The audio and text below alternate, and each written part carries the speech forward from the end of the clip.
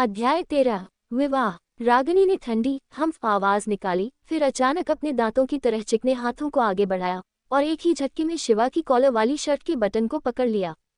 उसने शिवा की तरफ आकर्षक ढंग से आंखें घुमाई और कहा, इटालियन हस्तनिर्मित कॉलर वाली शर्ट शाही परिवारों के लिए डिजाइन की गई है, लेकिन इसका कोई ब्रांड या लोगो नहीं है। हालांकि बटन दक्षिण अफ्रीका के नीले हीरे से बना है, जिसमें अत्याधुनिक पॉलिशिंग तकनीक है। कपड़े के इस साधारण टुकड़े की कीमत कम से कम $10 मिलियन है। क्या आपको लगता है कि कोई भी ऐसे उत्पाद को नहीं पहचान पाएगा और आपको लगेगा कि आपने प्लास्टिक के बटन वाली घटिया ब्रांड की शर्ट पहनी है? शिवा शर्मिंदा था। उसे उम्मीद नहीं थी कि कोई उसकी शर्ट की असली कीमत पहचानेगा। हालांकि उसने जल्द ही इसे हंसी में बदल दिया और कहा, मिस रागिनी के पास वाकई बहुत अच्छी समझ है, हालांकि आप फिर भी गलत हैं। यह नीला हीरा नामीबिया में बनाया गया था, न कि दक्षिण अफ्रीका में। और तुम अब भी कहते हो कि तुम किसी परिवार के युवा स्वामी नहीं हो। ऐसे कपड़े जिनमें बटन के रूप में नामीबियाई नीले हीरे का इस्तेमाल किया जाता है, पूरे नासिक में पहनने के लिए सिर्फ कुछ ही लोग योग्य हैं। झूठ बोलना मजेदार नहीं है। रागिनी ने अपनी आंखें मूंद ली। उसके पास कहने के लिए अब कुछ नहीं बचा था। शिवा ने गुस्से से सिगरेट के कुछ कश खींचे, सिगरेट के बट को नदी में फेंक दिया और उदास भाव से कहा, मिस रागिनी, हमें इधर उधर की बातें नहीं करनी चाहिए। ये सच है कि आप खूबसूरत हैं। मैं, शिवा, आपके साथ सोना चाहता हूँ, लेकिन मुझे आपके साथ सोने के लिए मटन की कटार बेचने वाले का नाटक करने की कोई ज़रूरत नहीं है ना? मैंने पहले ही कहा है कि मैं सिर्फ मटन की कटार बेचने वाला हूँ, लेकिन कौन कहता है कि मटन की कटार बेचने वाला 10 मिलियन का कपड़ा नहीं पहन सकता? क्या आप मुझ पर भरोसा नहीं कर सकती और विषय को कुछ और रोमांटिक में बदल सकती हैं? ये बहुत भद्दा है। रागिनी ने बिना किसी हिचकिचाहट की आलोचना की, फिर फूलों जैसी मुस्कान के साथ कहा, हालांकि मुझे आपकी सीधी सादी बात पसंद है। ठीक है, मैं अस्थायी रूप से आपको मटन कटार बेचने वाले की तरह ही देखूंगा। हालांकि मिस्टर शिवा, मेरा कभी भी आपके साथ सोने का इरादा नहीं था, और मटन कटार बेचने वाले के साथ तो मैं और भी नहीं सोऊंगा। मुझे जरा भी लालच नहीं है। तो फिर तुमने मुझसे इतना क्यों कहा? शिवा थोड़ा उदास महसूस कर रहा था। शुरू में उसने सोचा कि संयोग से उसे एक शिकार मिला है जो उसकी बाहों में कूद जाएगा, लेकिन कौन जानता था कि दूसरे पक्ष का इस संबंध में कोई इरादा नहीं था। रागिनी ने ठहाका लगाया। उसकी छाती पर चोटियों और लकीरों का एक जोड़ा हिल गया। मिस्टर शिवा, आप वास्तव में एक लापरवाह आदमी हैं।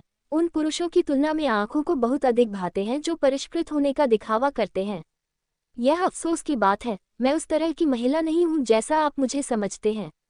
मैंने आपसे ये सभी शब्द इसलिए कहे क्योंकि पहले मेरा दिल थोड़ा दबा हुआ महसूस कर रहा था। अब मेरा मूड बहुत बेहतर है। मैं इसके लिए आपको धन्यवाद देना चाहता हूँ। अगर किस्मत ने साथ दिया और हम फिर मिले, तो मैं आपको चाय पिलाऊंगा। अपनी बात समाप्त करने के बाद रागिनी अपनी लैंड रोवर की ओर चली गई। आधे रास्ते में रुकी, पीछे मुड़ी, प्यार से मुस्कुराए और कहा, ठीक है, मेरा सुझाव है कि आप भविष्य में किसी महिला पर धूम्रपान न करें। अधिकांश महिलाएं नाइट क्लब की परिचारिका नहीं हैं और आपके कार्यों को विनम्र नहीं मानेंगी। अपनी बात समाप्त करने के बाद वह अपनी भारी भरकम काया को वापस कार में ले गई। जब उसने लैंड रोवर को अंधेरे में तेंदुए की तरह गायब होते देखा, तो शिवा ने अनिच्छा से खुद से कहा, क्या मटन कबाब बेचना वाकई इतना साधारण काम है? क्या मुझे अपना पेशा बदलना होगा? अगली सुबह जागने के तुरंत बाद शिवा ने अपने कमरे के दरवाजे पर किसी की दस्तक देने की आवाज़ सुनी। शिवा दुखी होकर अपने बिस्तर से उठे और सिर्फ अंडरवियर में ही दरवाजे की तरफ चल दिए। उन्होंने दरवाज़ा खोला और जैसा कि उम्मीद थी, अंजलि का चेहरा ठंडा था। शिवा के मांसल ऊपरी शरीर को देखकर लिन रोक्सी अनजाने में शर्मा गई, लेकिन उसने अपना पोकर चेहरा बनाए रखा और कहा, जल्दी करो और कुछ कपड़े पहनो, मुझे जल्दी है। शिवा ने अपना सिर खुजलाया। मेरा मतलब है अंजलि, शादी के प्रमाण पत्र के लिए आपको इतनी जल्दी क्यों है? क्या आप मेरे नहाने और नाश्ता करने का इंतजार नहीं कर सकती? ऐसा नहीं होगा, मेरी 10 बजे मीटिंग है। अंजलि के स्वर में कोई अस्वीकृति की गुंजाइश नहीं थी। अपनी बैंक बुक और पहचान पत्र लाना मत भूलना। महिला की ताकत के आगे असहाय शिवा ने अपनी आस्तीन की शर्ट और शॉर्ट्स पहन ली और फिर अंजलि के पीछे नीचे चला गया और वे दोनों उसकी लाल बेंटले कार में बैठ गए। अंजलि ने पीछे से 2 बड़े बैग लिए और उन्हें शिवा की ओर फेंक दिया, बिना अपना सिर घुमाए, और कहा, इन्हें पहन लो ताकि हमें मजाक के तौर पर न देखा जाए। शिवा ने अब जाकर देखा, आज अंजलि ने एक औपचारिक ऑफिस लेडी सूट पहना था। बेज रंग का सूट स्पष्ट रूप से पेशेवरों के हाथों से बनाया गया था जिसमें बहने वाली रेखाएं थीं जो अंजलि के मनमोहक कर्व्स को ढांक रही थीं, जो बर्फ की तरह ठंडे लेकिन बौद्धिक स्वभाव से भरे सुंदर चेहरे को और भी निखार रही थीं। पुरुषों की नज़र में यह निश्चित रूप से एक देश को बर्बाद करने के लिए पर्याप्त आकर्षक था। हे बीवी, अभी तो आधिकारिक शादी भी नहीं हुई है, लेकिन तुमने अपने पति के लिए कपड़े पहले ही खरीद लिए हैं। शिवा बेशर्मी से हंसा और बड़े बैग से एक जोड़ी अरमानी सूट और ट्राउजर निकाला और एक जोड़ी ब्रांड न्यू पियरे कार्डन लेदर शूज भी। जाहिर है कि बहुत सोच समझकर तैयारी की गई थी। अंजलि ने गंभीरता से गाड़ी चलाए और कुछ भी नहीं सुनने का नाटक किया, शिवा के दुष्ट स्वर का जवाब देने में आलस्य किया।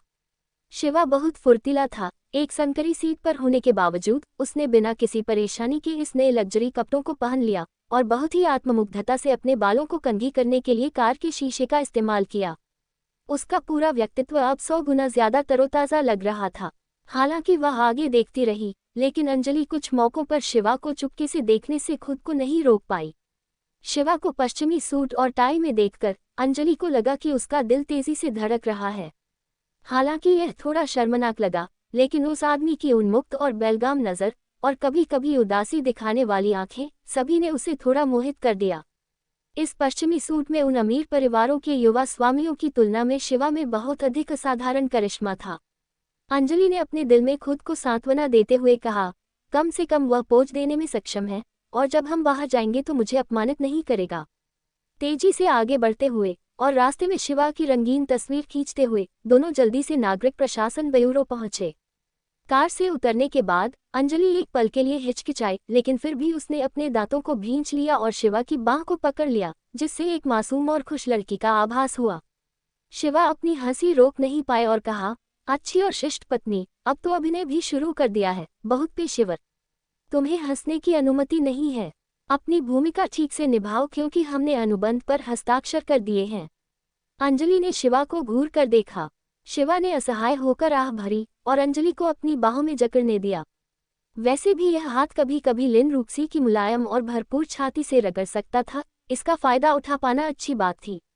अंजलि ने भी ये महसूस किया, लेकिन गुस्से में अपने दांत भींचे और सहन किया। आखिरकार भविष्य में ऐसे कई दिन होंगे जब इस तरह के अभिनय की आवश्यकता होगी, इसलिए अपने बुरे आदमी को थोड़ा मुक्त होने देना आवश्यक था। सिविल एडमिनिस्ट्रेशन ब्यूरो के मुख्य द्वार में प्रवेश करते ही दोनों के प्रतिभाशाली पुरुष और सुंदर महिला आदर्श जोड़े के लिए मुहावरा रूप ने सभी का ध्यान आकर्षित किया। शिवा, जिसके पूरे शरीर पर ब्रांडेड सामान लगे हुए थे, शांत और स्वतंत्र लग रहे थे, जबकि अंजलि स्वाभाविक रूप से इतनी सुंदर थी कि मछलियां शर्म से पानी में और भी गहराई में गोता लगाती थीं, और पक्षी उसकी मनमोहक सुंदरता के कारण उड़ना भूलकर गिर जाते थे। आसपास के लोगों की नज़र में वे स्वर्ग में बनी जोड़ी की तरह लग रहे थे। सिविल एडमिनिस्ट्रेशन ब्यूरो के कर्मचारी ने बस दोनों के दस्तावेजों का सत्यापन किया, फिर बधाई देने वाली मुस्कान के साथ जल्दी से प्रक्रियाओं को आगे बढ़ाया और दोनों से कहा, आप दोनों को बधाई, यह आपका विवाह प्रमाण पत्र है, कृपया इसका अच्छे से ख्याल रखें। आप दोनों वास्तव में एक ऐसे जोड़े हैं जिनसे लोग ईर्ष्या करते हैं, और निश्चित रूप से एक साथ एक लंबा और शानदार जीवन जिएंगे। अंजलि ने शिवा की कलाई पकड़ रखी थी। आसपास के लोगों की निगाहों से उसका चेहरा काफी देर तक तपता रहा। विवाह प्रमाण पत्र प्राप्त करने पर उसे ऐसा लगा जैसे वह किसी सपने में थी, क्योंकि यह बहुत जादुई था। मैंने वास्तव में शादी कर ली है, एक ऐसे आदमी से जिसे मैं केवल एक दिन से जानती थी, और शादी कर ली। अंजलि ने भ्रमित आंखों से शिवा की ओर देखा, यह महसूस करते हुए कि अभी शिवा भी मूर्खता से विवाह प्रमाण पत्र को देख रहा था, मंत्रमुग्ध। क्या वह भी जटिल भावनाओं से भरा हुआ है? वह अब क्या सोच रहा है? क्या उसे यह पसंद नहीं है, या वह खुश है? अंजलि ने अचानक खुद से ये सवाल पूछे, फिर डर गई। मुझे उसकी सोच की परवाह क्यों करनी चाहिए? शिवा ने अचानक अपना सिर घुमाया, अंजलि के सामने दुष्टता से मुस्कुराया और फिर कहा, क्या बात है मेरी पत्नी? ऐसा नहीं हो सकता कि विवाह प्रमाण पत्र प्राप्त करने के तुरंत बाद ही आपको पछतावा होने लगा हो, क्योंकि आप ही थी जिन्होंने मुझे जबरदस्ती यहाँ खींच लिया था। तुम्हें लगता है कि मैं सच में तुमसे शादी करने को तैयार हूँ? अंजलि ने एक छोटी सी आवाज में कड़वाहट से कहा, हालांकि तुम निश्चिंत हो सकते हो, जब मैं अंजलि कुछ तय करती हूँ तो मैं कभी पीछे नहीं हटती। तुम्हें बस इन 3 सालों में अच्छा व्यवहार करना होगा और मेरे साथ तालमेल बिठाना होगा। अगर तुम मेरे लिए समस्याएं पैदा नहीं करोगी तो ये काफी होगा। जब दोनों नागरिक प्रशासन ब्यूरो से बाहर चले गए तो अंजलि ने शिवा की बांह पर से अपना हाथ हटा लिया और ठंडे चेहरे पर लौटाई, ठीक है, मुझे एक बैठक के लिए जाना है, आप पहले घर जा सकते हैं। घर जाओ, कृपया मुझे मत बताओ कि तुम चाहते हो कि मैं पैदल वापस आऊं। शिवा को बहुत बुरा लगा। उसकी पत्नी बहुत उच्च गुणवत्ता वाली थी। शादी के ठीक बाद वह चाहती थी कि उसका पति दसियों किलोमीटर पैदल चलकर घर आए। अंजलि ने अपने चमड़े के बैग से एक कार्ड निकाला और शिवा को सौंप दिया। कार्ड के शीर्ष पर एक सुंदर फॉन्ट छपा था जिसमें एक पता लिखा था, 89 गोल्डन गार्डन, कल्चर रोड। चूंकि हम पहले ही शादी कर चुके हैं तो ऊपरी तौर पर हमें साथ रहना चाहिए, अन्यथा हम दूसरों को धोखा नहीं दे सकते। तुम्हें बस मेरे साथ रहना चाहिए और जल्दी से अपने कुत्ते के पिंजरे से बाहर निकल जाना चाहिए। इन शब्दों के बाद बिना पीछे मुड़े वह अपनी कार में बैठी और चली गई। शिवा ने इस तरह से हंसा जो रोने से भी ज्यादा बदसूरत लग रहा था और खुद से बुदबुदाया, अंत में मुझे अभी भी चलना है। अध्याय 14। एक नया घर। गोल्डन गार्डन का पूरा इलाका आलीशान विला से भरा हुआ था। हर विला के बीच की दूरी करीब 1 मील थी, जो साफ पानी और हरी भरी हरियाली से घिरा हुआ था और शाही शैली के साथ सामान से बेहद खूबसूरत माहौल बना हुआ था। जब विला के सुरक्षा गार्डों ने शिवा को देखा तो उनके मन में संदेह पैदा हो गया, क्योंकि वे बहुत उत्सुक थे कि एक अमीर आदमी अंदर क्यों चल रहा है। हालांकि उसके पूरे शरीर पर ब्रांडेड पश्चिमी कपड़े लगे होने के कारण उन्होंने उसे रोका नहीं, जिससे शिवा को लंबी व्याख्या करने की मेहनत से बचा लिया गया। गोल्डन गार्डन में प्रवेश करने के बाद शिवा को यूनिट 89 तक पहुंचने से पहले 2 किलोमीटर और चलना पड़ा। पूरे विला का क्षेत्रफल 400 वर्ग मीटर से अधिक था। यह आंकड़ा विशाल स्विमिंग पूल या बाहर के विशाल गराज को ध्यान में रखे बिना था। बारोक शैली का बगीचा विशाल और भारी पत्थरों से बना था। ये कल्पना करना कठिन था कि इस घर की कीमत कितनी बड़ी होगी। घंटी बजाने के बाद बारीक नक्काशीदार महोगनी का दरवाज़ा जल्दी ही खुल गया। दरवाज़ा खोलने वाली अजनबी महिला घर के कपड़े पहने एक अधेड़ उम्र की महिला थी जिसने एप्रन पहना हुआ था। उसके चेहरे पर उम्र बढ़ने के हल्के निशान थे, फिर भी उसका रख रखाव बहुत बढ़िया था। शायद 40 से 50 साल की उम्र होने के बावजूद वह बूढ़ी नहीं लग रही थी।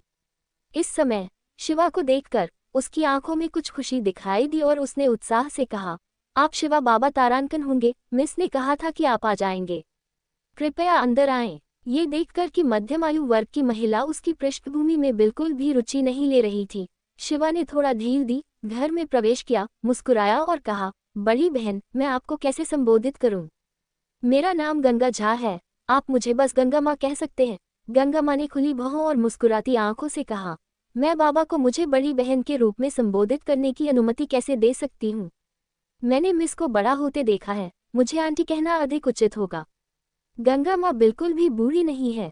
अगर आप सड़कों पर चलें तो आप निश्चित रूप से कई पुरुषों के दिलों पर कब्जा कर सकते हैं। शिवा ने ईमानदारी से कहा, ऐसी कोई महिला नहीं है जिसे सुंदर होने की तारीफ पसंद न हो। दाई माँ भले ही अधेड़ उम्र की हो, लेकिन स्वाभाविक रूप से वे भी इससे अलग नहीं होंगी। और भी ज्यादा खुश होते हुए दाई माँ ने शिवा को बैठाया और खुशी से कहा, युवा मास्टर, कृपया थोड़ी देर आराम करें, मैं जल्द ही रसोई से निपट लूंगी और हम दोपहर का भोजन कर सकते हैं। यह अफसोस की बात है कि मिस की मीटिंग है और उनके पास घर लौटने का समय नहीं है। दाई माँ, क्या आप और अंजलि ही यहाँ रह रहे हैं? शिवा की आंखें इधर उधर घूम रही थीं। विला 3 मंजिल का था। हर जगह आधुनिक इलेक्ट्रॉनिक्स, असली सफेद चमड़े का सोफा, काला संगमरमर का फर्श, महोगनी का फर्नीचर और यहाँ तक कि मशहूर कलाकारों की कुछ बड़ी और छोटी पेंटिंग्स और खिड़की की तरफ कुछ खिलते हुए ऑर्किड भी थे, जो देखने में सरल लेकिन सुरुचिपूर्ण लग रहे थे। दूसरी और तीसरी मंजिल पर बने बड़े कमरों की ओर देखते हुए शिवा को जगह की महानता का एहसास हुआ। दाई माँ ने दुखी होकर कहा, ये सही है, सिर्फ हम 2 महिलाओं के होने से घर अजीब तरह से सुनसान लगता है। मिस काम में इतनी व्यस्त रहती है और पूरे दिन घर पर नहीं रहती है। आमतौर पर इस बड़े घर में सिर्फ मैं ही होती हूँ। हालांकि अब से यह बहुत बढ़िया है, क्योंकि अब मिस के पास तुम हो। हमारे घर में आखिरकार एक आदमी होगा। यह इस तरह से ज्यादा उचित है। दाई माँ को कितना संतुष्ट देखकर शिवा ने जिज्ञासा से पूछा, दाई माँ, क्या आपको यह अजीब नहीं लगता कि अंजलि ने अचानक मुझसे शादी करने का फैसला कैसे किया? हे, दाई माँ ने हंसते हुए कहा, बाबा, मैंने मिस को बड़ा होते देखा है, तब से युवा मिस का एक भी प्रेमी नहीं रहा है, इस तथ्य के बावजूद कि उसे लुभाने की कोशिश करने वाले बहुत कम नहीं थे। हालांकि मिस ने कभी उनमें से किसी की ओर नहीं देखा, फिर भी उसने आपसे शादी कर ली। इसका मतलब ये होना चाहिए कि आप, युवा मास्टर, विशेष हैं। मिस बहुत बुद्धिमान है और मुझे मिस के निर्णय पर भरोसा है, इसलिए चिंता की कोई बात नहीं है। शिवा ने समझ में सिर हिलाया, फिर भी उसके दिल में धीरे से गूंज उठा। वांग माँ ने संभवतः नहीं सोचा होगा कि उसकी और अंजलि की शादी केवल अनुबंध के द्वारा हुई थी। शानदार दोपहर का भोजन खाने के बाद शिवा ने संतोषपूर्वक डकार ली, अपने गोल पेट को रगड़ा और हंसते हुए कहा, दाई माँ का शिल्प अद्भुत है, स्वाद उन बड़े रेस्तरां की तुलना में बहुत बेहतर है। दाई माँ ने खुशी से कहा, क्या ऐसा है? तो यंग मास्टर को भविष्य में ज्यादातर घर पर ही खाना खाना चाहिए। मिस को अक्सर काम पर इमरजेंसी होती है और वह घर वापस नहीं आती। खाना पकाया जाता है, फिर भी उसे खाने वाला कोई नहीं होता, उन्हें फेंकना अफसोस की बात है। वह बदमाश स्वर्गीय वस्तुओं को फेंक रहा है, उसे अनदेखा करो। दाई माँ भविष्य में मेरे लिए अच्छा खाना बना सकती है। शिवा ने उसकी छाती पर जोर से प्रहार किया। दाई माँ को पता था कि शिवा मजाक कर रहा था और उसने खुशी से सहमति में सिर हिला दिया। सफाई करने के बाद दाई माँ ने अपना एप्रन उतारा और कहा, बाबा, मैं आपको आपके कमरे में ले चलती हूँ। अगर आपको किसी और चीज़ की ज़रूरत है तो कृपया मुझे बताएं और मैं आपके लिए उसे खरीद दूंगी। मेरा कमरा। शिवा एक पल के लिए खो गया, फिर उसे याद आया कि उसने अंजलि के साथ एक साथ नहीं सोने पर सहमति जताई थी। दाई माँ ने आगे बढ़कर कहा, युवा मास्टर, मिस ने आपके लिए सोच समझकर यह कमरा चुना है। उनका कहना है कि आप अकेले सोने के आदी हैं, इसलिए उन्होंने आपके लिए खास तौर पर एक बड़ा कमरा तैयार किया है। उन्होंने कई सेट कपड़े भी खरीदे हैं जो अंदर रखे हैं। ओह, ऐसा है, ठीक है। अंजलि बहुत विचारशील है। शिवा ने अपनी नाक रगड़ी, यहाँ तक कि उसे खुद भी लगा कि उसने जो कहा वह झूठ लग रहा था। क्या ऐसा नहीं है? मैंने पहली बार मिस को किसी पुरुष के लिए इतना कुछ करते देखा है। इसके अलावा मिस कहती है कि आप अभी काम में व्यस्त हैं, इसलिए पहले शादी कर ली जाए और बाद में शादी का भोज किया जाएगा। वह आपके लिए सोच समझकर काम कर रही थी। दाई माँ ने खुशी से कहा। इसके विपरीत शिवा का सिर पसीने से भरा हुआ था। यह क्या है? इसलिए उस लड़की ने दाई माँ के खिलाफ जवाबी उपाय तैयार कर रखे थे, सारी समस्याओं को मेरी ओर धकेलकर। मटन की कटार बेचने में कितना व्यस्त हो सकता है। अपने कमरे में प्रवेश करते हुए शिवा को थोड़ा आश्चर्य हुआ। ये कमरा बहुत बड़ा था, यहाँ तक कि यह उस पूरे अपार्टमेंट से भी बड़ा था जिसे उसने किराए पर लिया था। छत से लेकर फर्श तक की खिड़कियां, जिनके किनारे सफेद पर्दे लगे हुए थे, एक बड़ा किंग साइज का बिस्तर, एक 42 इंच का सोनी एलईडी टीवी, बिस्तर के पास एक Apple computer, classical decorated side lamp और चमचमाता लकड़ी का फर्श। दीवार की ओर देखते हुए वहां 2 विशाल बिल्ट इन अलमारियां थीं, जो बिल्कुल नए कपड़ों, नेकटाई और चमड़े के जूतों से भरी हुई थी। शिवा मन ही मन हंसा। लगता है मेरी खूबसूरत पत्नी ने मेरे साथ बुरा व्यवहार नहीं किया, क्योंकि अभिनय के लिए पहला उपकरण पूरी तरह से तैयार था। कैसा है? मुझे उम्मीद है कि यंग मास्टर खुश होंगे, दाई माँ ने उत्साह से कहा। बहुत प्रसन्न हूँ, यह अपेक्षा से कहीं बेहतर है, धन्यवाद दाई माँ। शिवा ने सिर हिलाया। कृपया मिस को धन्यवाद दे, मैंने तो बस कुछ काम निपटा दिए थे। दाई माँ पहले से ही इस जोड़े के रिश्ते को सुरक्षित करने में मदद करना शुरू कर चुके थे। शिवा ने दाई माँ के इरादों को समझ लिया, लेकिन उसने अपना गुस्सा नहीं निकाला। दाई माँ, मेरे पिछले घर में अभी भी कई चीजें बची हुई हैं जिन्हें मुझे वापस लाना है, इसलिए मुझे वापस जाना होगा। ऐसा ही होना चाहिए। निश्चित रूप से कुछ चीजों का उपयोग करना आदत बन जाती है। हालांकि, शिवा ने अजीब तरीके से कहा, वांग माँ, क्या हमारे पास घर पर कोई परिवहन वाहन है? अगर कार नहीं है तो साइकिल भी ठीक है, इससे मुझे जल्दी से घूमने में मदद मिलेगी। दाई माँ ने हैरानी से शिवा को देखा, जैसे कि वह किसी डरावनी चीज को देख रही हो। युवा मास्टर, क्या आप कह रहे हैं कि आप यहाँ चलकर आए हैं? दुर्भाग्य से आपने सही अनुमान लगाया है, दाई माँ। शिवा ने अपने हाथ उठाए। दाई माँ को समझ नहीं आ रहा था कि वह हंसे या रोए। मिस बहुत ज्यादा है, वह आपको, यंग मास्टर को यहाँ पैदल कैसे आने दे सकती है? बाबा, आपको भविष्य में यहाँ रहने में इतनी लापरवाही नहीं बरतनी चाहिए, और कम से कम आपके पास एक कार तो होनी ही चाहिए। यंग मास्टर, कृपया मेरे पीछे आइए। हमारे घर में अभी भी कुछ कारें हैं जो आमतौर पर बेकार पड़ी रहती हैं, आप जो चाहे उसे चलाकर बाहर जा सकते हैं। शिवा की आंखें चमक उठी। पहले अंजलि को शानदार बेंटली अर्नेज चलाते देखकर उसके हाथ खुजली करते थे, लेकिन उसके पास कार खरीदने के लिए पैसे नहीं थे। वह इतने समय से ईर्ष्या कर रहा था, फिर भी अब उसे ऐसी कार मुफ्त में मिल सकती है। अध्याय 15। मेरी पत्नी एक अमीर महिला है। ओह, ये कारें, मिस आमतौर पर इनका इस्तेमाल नहीं करती हैं। ये सभी उन्हें उनके व्यापारिक साझेदारों ने दी थी। मिस ने मूल रूप से उन्हें कभी नहीं चलाया, यंग मास्टर, अगर आपको उनमें से कोई पसंद है तो आप उसे लेकर चले जा सकते हैं। दाई माँ ने खुशी से सिफारिश की। शिवा, जो ये जानने के लिए उत्सुक था कि उसकी खूबसूरत पत्नी जीविका के लिए क्या करती है, शर्मिंदगी के कारण दाई माँ से पूछने से बचता रहा। आखिरकार, अगर उसे यह जानकारी भी नहीं थी तो क्या ये शादी थोड़ी अजीब नहीं लगेगी? इसलिए उसने समय निकालकर खुद अंजलि से पूछने की योजना बनाई। गराज में इधर उधर देखने के बाद शिवा को आखिरकार एक अपेक्षाकृत सामान्य स्पोर्ट्स कार दिखी, जो दूधिया सफेद रंग की BMW M3 थी। हालांकि वास्तव में ये कार पहले से ही शहर में सबसे अच्छी कारों में से एक मानी जाती है, जिसकी अधिकतम गति 300 किलोमीटर प्रति घंटा है। फिर भी अंजलि के गैराज में वास्तव में इस M3 से कम आकर्षक कोई कार नहीं है। ये कार चलेगी, शिवा ने M3 की ओर इशारा करते हुए कहा। दाई माँ ने थोड़ा संदेह से पूछा, युवा मास्टर, एक बेहतर कार क्यों नहीं लेते? ये कार सभी कारों में सबसे सस्ती लगती है। $1.2 मिलियन की कार सबसे सस्ती थी, शिवा ने हंसते हुए समझाया। ये कार चलेगी, एक आकर्षक कार अच्छी नहीं होती, बेहतर है कि धन का दिखावा न किया जाए और कम प्रोफाइल बनाए रखा जाए। कोई आश्चर्य नहीं कि मिस यंग मास्टर के साथ समझौता करने को तैयार है। यंग मास्टर का चरित्र वास्तव में दुर्लभ है। आजकल के युवा अपनी संपत्ति का दिखावा करना चाहते हैं, फिर भी यंग मास्टर इसे छिपाने की कोशिश करते हैं। दाई माँ ने संतुष्ट होकर सिर हिलाया, फिर M3 की चाबियां लेने के लिए गराज के कोने में चली गई। शिवा ने चतुराई से कार में प्रवेश किया और स्वचालित गैराज का दरवाजा खुल गया। शिवा ने दाई माँ को अलविदा कहा और कार तीर की तरह गैराज से बाहर निकल गई। दाई माँ चुपचाप शिवा को गाड़ी चलाते हुए देखती रही, आह भरती रही और खुद से कहती रही, आजकल के युवाओं को समझना वाकई मुश्किल है। हालांकि शिवा ने आधे साल से गाड़ी नहीं चलाई है, लेकिन उसे ऐसा नहीं लगा कि उसकी ड्राइविंग स्किल्स खराब हो गई हैं। कि बेहतरीन क्वालिटी तब सामने आए जब यह नासिक शहर के एक्सप्रेसवे पर मृगतृष्णा की तरह उड़ी।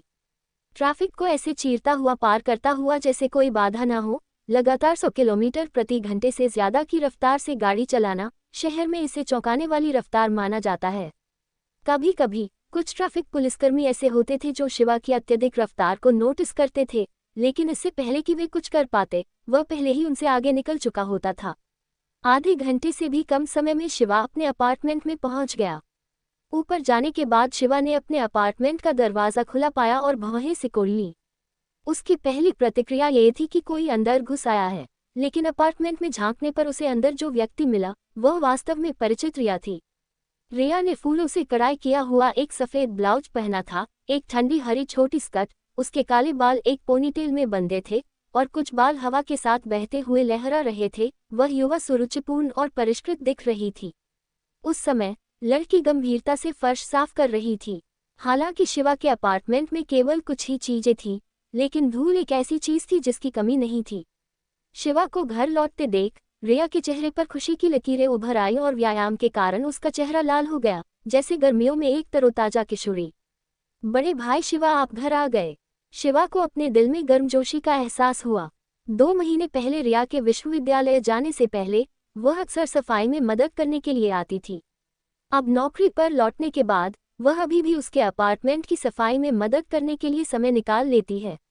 लड़की के लिए दया और अपराध बोध से भरे दिल के साथ शिवा रिया की चोटी को छूने के लिए आगे बढ़ा और कहा, रिया, अब यहाँ झाड़ू लगाने मत आना, मैं जा रहा हूँ। चल रहे हो? रिया क्षण भर के लिए स्तब्ध रह गई। बड़े भाई शिवा, क्या आप नासिक को छोड़ रहे हैं? लड़की ने घबरा कर पूछा। शिवा ने कुछ देर सोचा और सच बोलने का फैसला किया, नहीं, मेरी अभी अभी शादी हुई है और मैं अपनी पत्नी के साथ रहने जा रहा हूँ। हालांकि मैं अभी भी नासिक में ही रहूंगा। अचानक रिया का चेहरा राख की तरह सफ़ेद हो गया और उसकी खूबसूरत आंखों की सतह पर कुछ आंसू तैरने लगे।